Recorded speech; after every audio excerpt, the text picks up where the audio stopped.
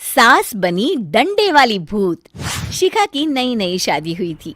उसका मायका और ससुराल दोनों कानपुर में ही थे, इसलिए उससे मिलने उसके भाई अक्सर आते जाते रहते थे। ये बात शिखा की सास मीना को बिल्कुल पसंद नहीं थी। मम्मी जी, आज राहुल भैया आ रहे हैं। कौन? तेरे चाचा का लड़का? जी मम्मी जी। अरे पर वो तो दिल्ली में रहता है ना। हाँ मम्मी जी, उन्हें कल सुबह दिल्ली के लिए निकलना है, तो वो आज मुझसे मिलते हुए कल सुबह यहीं से निकल जाएंगे। हमने तो धर्मशाला खोल रखी है ना। कुछ कहा क्या मम्मी जी? मैंने कहा हाँ हाँ, आने दे तेरे भैया को, जमकर खातिरदारी करेंगे। अब तो कुछ करना ही पड़ेगा, इससे पहले कि मेरा घर धर्मशाला बन जाए। ये कैसी बातें कर रही हो मीना? सच ही तो कह रही हूँ। अभी इसकी शादी को साल भर भी नहीं हुआ और आए दिन इसके घर वाले आ धमकते हैं। अरे तो क्या हुआ, वो इसी शहर में रहते हैं तो हाल चाल लेने आ जाते हैं। इस बार मैं उनका हाल और चाल दोनों ही बिगाड़ दूंगी। अब बहुत हो गया जी। अरे ये कैसी बातें कर रही हो, हे भगवान, बस आप तो देखते जाइए। शाम को राहुल आता है। नमस्ते आंटी, कैसे हैं आप लोग? हम लोग तो ठीक है, तुम कैसे हो बेटा? मैं भी अच्छा ही हूँ आंटी। बस आज रात के बाद नहीं रहोगे। चलिए भैया, मैं आपको हमारा घर दिखाती हूँ। रात में खाने के टेबल पर शिखा, रोहित कहीं दिखाई नहीं दे रहा। जी भैया, वो ऑफिस के काम से बाहर गए हैं, कल शाम तक आएंगे। अच्छा अच्छा। बेटा, क्या तुम भूत प्रेत में मानते हो? नहीं नहीं आंटी जी, पर अचानक आपको ये ख्याल कहाँ से आ गया? पता नहीं क्यों, कभी कभी मुझे लगता है जैसे रात के समय बैठक में कोई घूमता रहता है। ये आप क्या कह रही हैं मम्मी जी? हाँ, तुम लोग घबरा ना जाओ, इसलिए मैंने आज तक इस बारे में कुछ नहीं कहा। ये आपका वहम होगा आंटी जी, ऐसा कुछ नहीं होता। हो सकता है। चलो अब मेरा सोने का टाइम हो गया है तो चलती हूँ मैं। शिखा बेटा, राहुल के सोने की व्यवस्था वहीं दीवान पर कर देना। जी पापा जी। अब चलिए भी।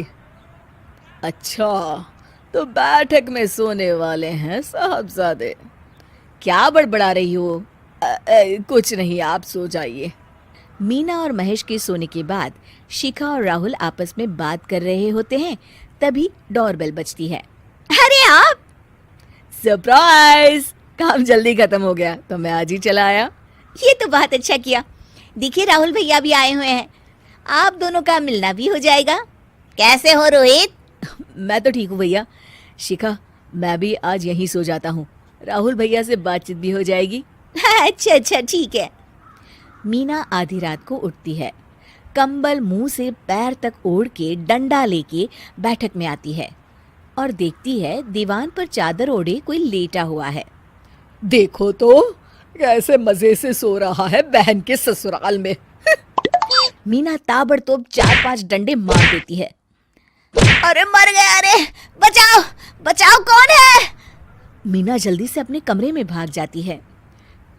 हे भगवान, ये मैंने क्या किया? ये रोहित कहाँ से आ गया? लगता है ये नालायक राहुल मेहमानों वाले कमरे में सो गया होगा। आज तो इसकी खैर नहीं। उधर बैठक में, अरे क्या हुआ रोहित? मैं बाथरूम में था, तुम्हारे चिल्लाने की आवाज सुनी। पता है भैया, मैं सो रहा था, अचानक से कोई आकर मुझे डंडे मारने लगा। ये क्या कह रहे हो? लगता है तुम भी आंटी की तरह भूत प्रेत में मानते हो।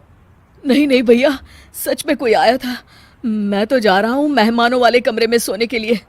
इस समय अपने रूम में जाऊंगा तो शिखा की नींद खराब हो जाएगी। ठीक है भाई, जाओ तुम, जहाँ तुम्हारा भूत डंडा लेके ना आ सके। थोड़ी देर बाद मीना कंबल ओढ़ के डंडा लेकर मेहमानों वाले कमरे में पहुंच जाती है। वो बिस्तर पर सोए रोहित को फिर डंडों से मारने लगती है। अरे मर गया, अरे मर गया। तू भूत प्रेत में नहीं मानता ना? ये ले, अब डंडे खा। हैं? ये तो माँ की आवाज है। रोहित कंबल खींच देता है। बेटा तू अरे ये क्या कर रही हो माँ? मार मार के मेरा भरता बना दिया आपने। माफ कर दे मेरे लाल, मैंने तो तुझे ही मार मार कर लाल कर दिया। मैं तो उस राहुल के बच्चे को सबक सिखाना चाहती थी। राहुल भैया को? हाँ बेटा, मुझे लगा अगर उसे डंडे मारूंगी तो शिखा के मायके वाले यहाँ आना छोड़ देंगे। हे भगवान, माँ ये घर शिखा का भी है, उसके घर वाले जब चाहे आ सकते हैं। हाँ बेटा, आज मुझे भगवान का इशारा समझ में आ गया। मैं कितना गलत करने चली थी और अपने ही बेटे को चोट पहुंचा दी। अब चुपचाप जाके सो जाओ माँ, और किसी को कुछ बताने की जरूरत भी नहीं है। शिक्षा दूसरों का बुरा चाहने वालों के साथ भी बुरा ही होता है।